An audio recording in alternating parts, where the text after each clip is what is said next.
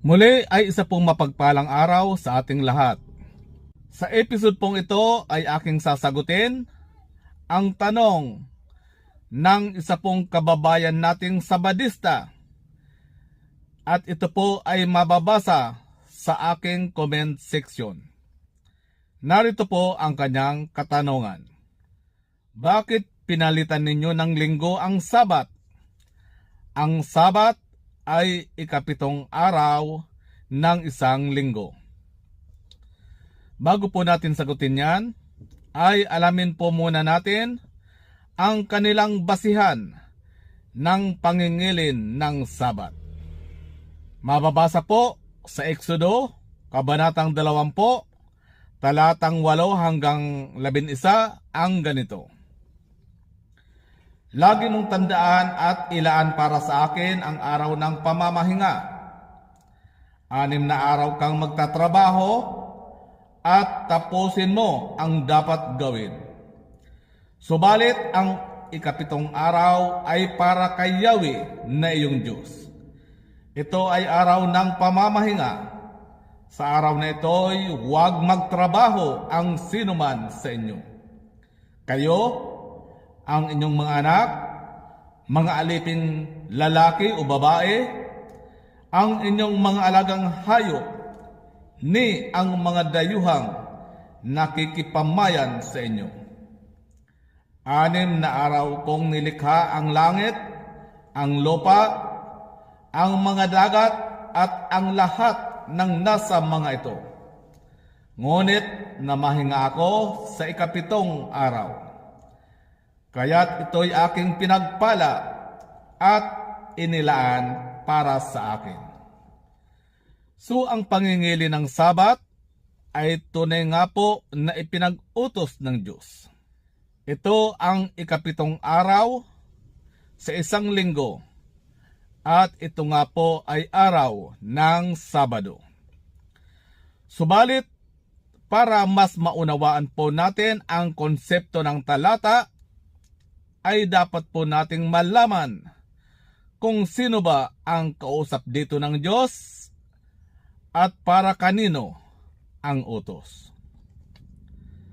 Ganito po ang ating mababasa sa aklat ng Exodo, Kabanatang 31, talatang 12 hanggang 13.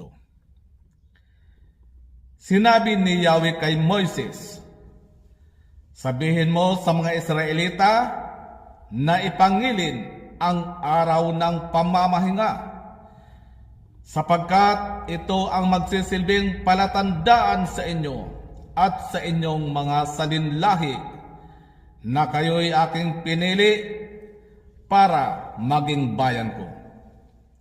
Sa binasa po natin, maliwanag na ang pangingili ng Sabat ay utos ng Diyos sa pamamagitan ni Moises para sa mga Israelita. Kasama sa utos ang mga dayuhang nakikipamayan sa kanila. At ano raw ang naturang pangingilin sa araw ng Sabat? Ito daw ang magsisilbing tanda sa lahat ng salinlahi na sila bilang mga Hudyo ay ang bayang hinirang ng Diyos. Kaya kung di ka Israelita o dayuhang nakikipamayan sa kanila, ibig sabihin ay hindi ka kasama sa dapat na nagtataglay ng gayong tanda. Kasi nga exclusive lang po ang utos sa mga Hudyo. At pag nagkagayon, ay lalabas na para ka lang kambing na nagpupumilit na maging isang tupa. So bakit nga ba araw ng linggo at hindi Sabado ang pagsamba natin sa Diyos? Ito po ay sapagkat ang araw ng linggo ay tinatawag ng simbahan na araw ng Panginoon o the Lord's Day. sapagkat sa araw po ng linggo, nabuhay na mag-uli ang ating Panginoong Hesukristo. Madilim-dilim pa ng araw ng linggo, pumunta si Maria Magdalena sa libingan. Naratnan niyang naalis na ang batong panakip sa pinto ng libingan. At ito po ay tinatawag nating Linggo ng Pagkabuhay o Easter Sunday. Kaya ang pagsamba natin sa araw ng linggo ay bilang pagbubunyi o selebrasyon sa muling pagkabuhay ng ating Panginoon.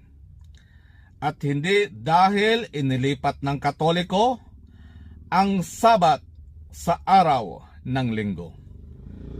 At alam nyo bang ang mga unang gumawa po nito ay ang mismong mga apostol.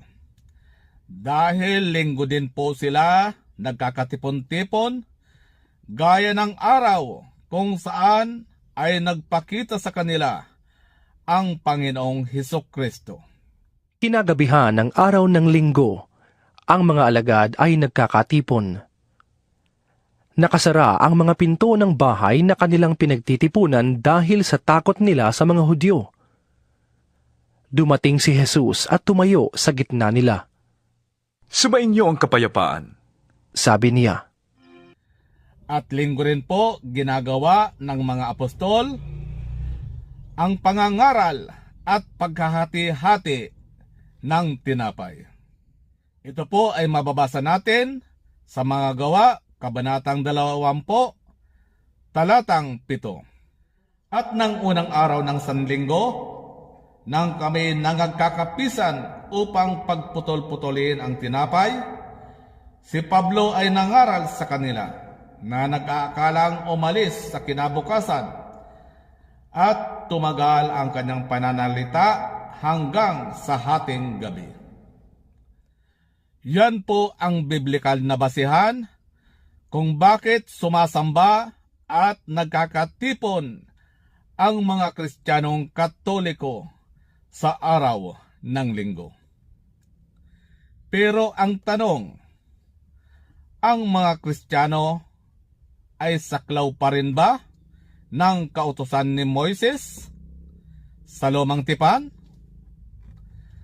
Ganito po ang ating mababasa sa unang Korinto, Kabanatang 9, talatang 21. Sa piling naman ng mga hintil, na hindi saklaw ng kautusan ni Moises, ako'y naging parang hintil, upang sila'y mahikayat ko rin. Hindi ito nangangahulugang hindi ko sinusunod ang mga utos ng Diyos, sapagkat ako'y nasa ilalim ng kautusan ni Kristo.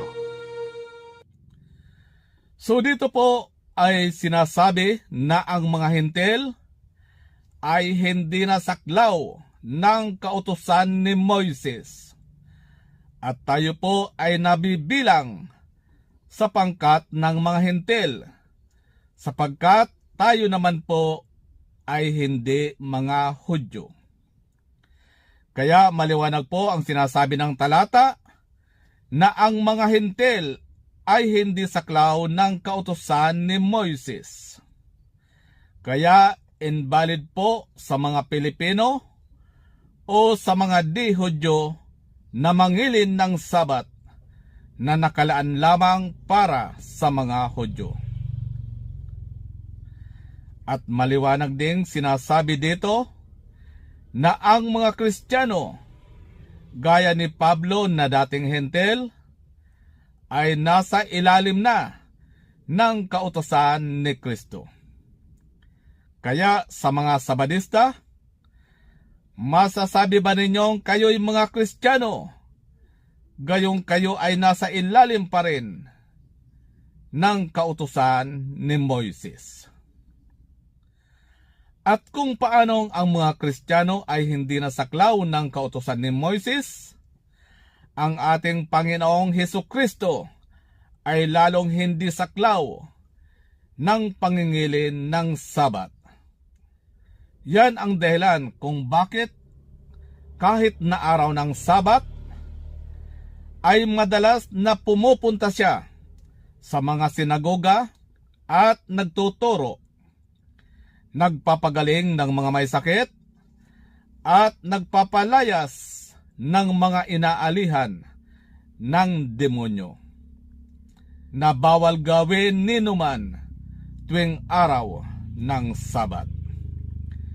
Pero iba si Kristo dahil bilang anak, siya ay gaya din ng Ama na hindi tumitigil sa paggawa ng mabuti kahit pa ito ay sa araw ng pamamahinga. Dahil dito, si Jesus ay sinimulang usigin ng mga pinuno ng mga Hudyo sapagkat nagpagaling siya sa araw ng pamamahinga. Ngunit sinabi sa kanila ni Jesus, Ang aking ama ay patuloy na gumagawa hanggang ngayon, at gayon din ako. At si Kristo bilang anak ng tao ay nasa ilalim din ng kanyang kapangyarihan, ang pangingilin ng Sabat, sapagkat siya ang Panginoon maging ng araw ng pamamahinga. Ang araw ng pamamahinga ay nasa ilalim ng kapangyarihan ng anak ng tao. Kaya kung si Kristo ay hindi saklaw ng kautusan tungkol sa Sabat, gayon din ang kanyang mga lingkod na nasa ilalim na ng kanyang kautusan at wala na sa ilalim ng kautusan ni Moises. Kaya sa tanong na bakit ninyo pinalitan ng linggo ang Sabat, wala pong nagpalit at walang pinalitan. At kung ang Sabado ay Sabat ng mga Hudyo, ang linggo ay selebrasyon naman ng mga Kristiyano sa muling pagkabuhay ng kanilang Panginoon. Hindi po ito paglilipat sa araw ng Sabat gaya ng paratang ng mga Sabadista. Kaya yung aral nila na ang Sunday Law ay tatak daw ng halimaw, Antikristo o siyang 666, ito po ay walang basihan sa Biblia, kundi produkto lamang ng kanilang mga imahinasyon at personal interpretasyon. Muli ay maraming salamat po sa inyong panonood. God bless us all. Tulad ng mga butil na tinitipon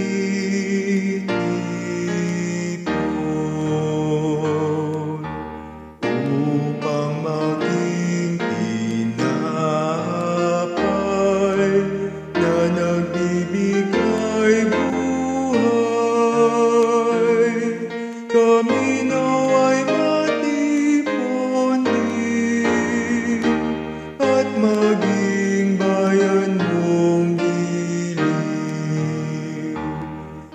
Iisang Panginoon, iisang ang katawan, isang bayan, isang lahi, sa'yo'y nagpupunta.